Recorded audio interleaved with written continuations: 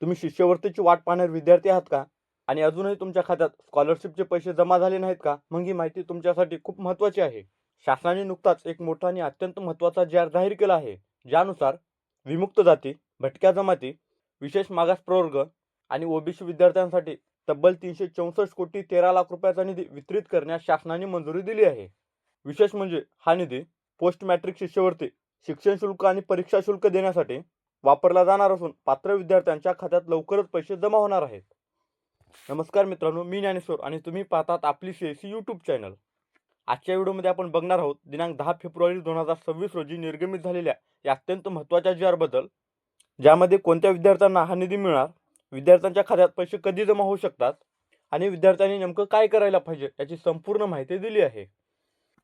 मित्रांनो, तुम्ही बघू शकता, सन 2025 आर्थिक वर्षात विभागामार्फत राबवण्यात येत असलेल्या शिष्यवृत्ती आणि शिक्षण शुल्काच्या योजनांचा निधी वितरित करण्याबाबतचा दिनांक 10 फेब्रुवारी 2026 रोजी निर्गमित झालेला शासन निर्णय आहे.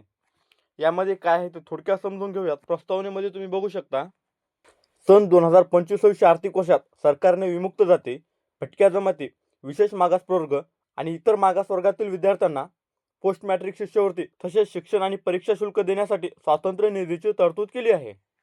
या निधीपैकी वित्त विभागाने उपलब्ध करून दिलेला पैसा इतर मागास बहुजन कल्याण संचालनालय पुणे यांना वितरित करण्याचा निर्णय शासनाच्या विचाराधीन होता आणि आता त्याला मंजुरी देण्यात आली आहे.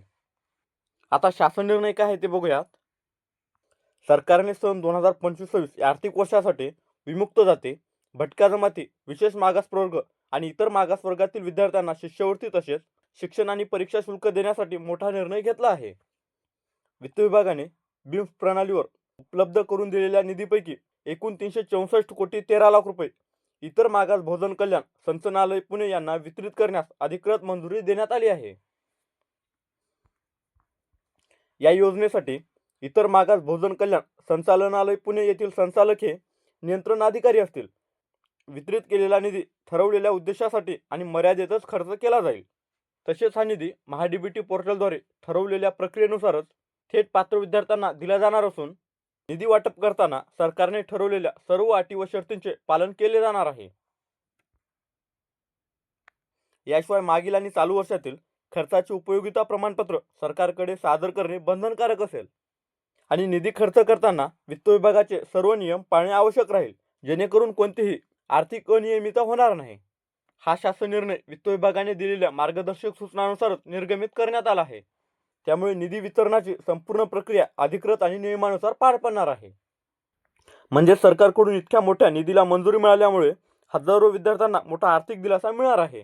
धन्यवाद.